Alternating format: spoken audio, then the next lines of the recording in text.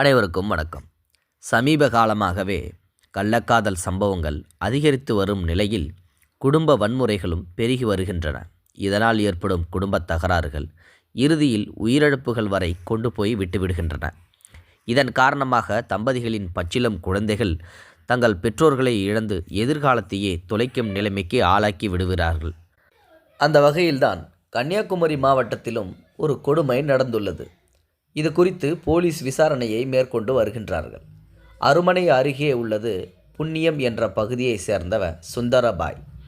மக்காடு மஞ்சாலமூடு பகுதியில் சுந்தரபாய் தற்போது வசித்து வருகின்றார். இவருக்கு பிந்து என்ற 34 வயது மகள் இருக்கிறார். பிந்துவுக்கு ஜெயக்குமார் என்பவருடன் 15 வருடங்களுக்கு முன்பாகவே திருமணம் ஆகிவிட்டது. மேல்பாலை பகுதியை சேர்ந்தவர்தான் ஜெயக்குமார். இந்த தம்பதிக்கு ஒரு மகன் இருக்கிறார். ஆனால் மகனுக்கு 10 வயது இருக்கும்போதே ஜெயக்குமார் உயிரிழந்து விட்டார். இதனால் பிந்து மருதம்பாறையை சேர்ந்த வின் என்பவரை இரண்டாவதாக திருமணம் செய்து கொண்டார். இந்த தம்பதிக்கும் ஒரு மகள் இருக்கிறாள். தற்போது இந்த பெண் குழந்தை எல்கேஜி படித்து வருகிறாள். இந்த நிலையில்தான் இரண்டாவது கணவருடனும் கருத்து வேறுபாடு காரணமாக பிந்து வெடித்தது. இதனால் தினந்தோறும் இந்த தம்பதிக்குள் அடிக்கடி சண்டை சச்சரவுகள் ஏற்பட்டன. ஒரு கட்டத்தில் எரிச்சல் அடைந்த பிந்து தனது இரண்டாவது கணவரையும் பிரிந்து மகளுடன் தன்னுடைய அம்மாவுடைய வீட்டிற்கே சென்று விட்டார்.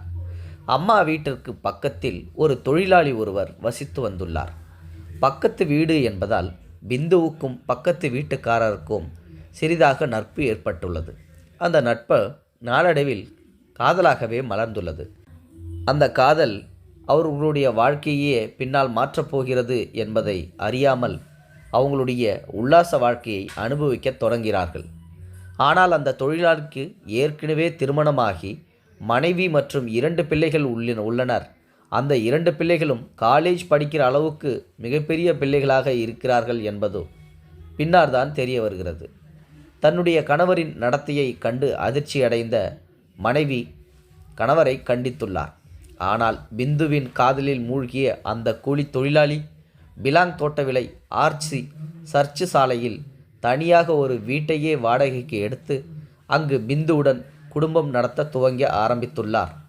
இதனால் மேலும் அதிர்ச்சி அடைந்த தொழிலாளியின் மனைவி கணவர் மீது கடையால் போலீஸில் புகார் தந்துள்ளார்.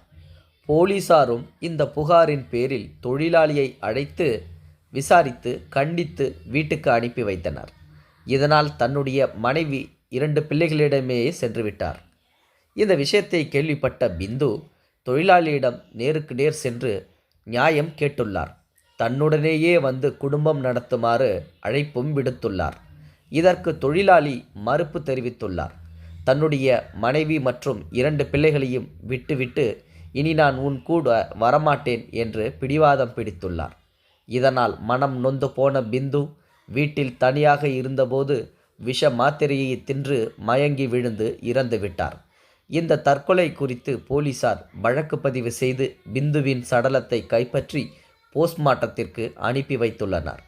மேலும் பிந்துவுக்கு வாடகைக்கு வீடு எடுத்து தந்தவர், பக்கத்து வீட்டு தொழிலாளி உள்ளிட்ட அனைத்து பேரிடமும் விசாரணையை மேற்கொண்டு வருகின்றார்கள்.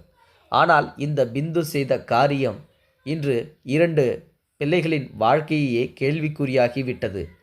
இந்த பிந்துவின் 2 குழந்தைகளும் தங்களது தந்தையும் இன்றி தாயும் இன்றி நிர்கதியாக நின்று தவித்து வருகின்றன.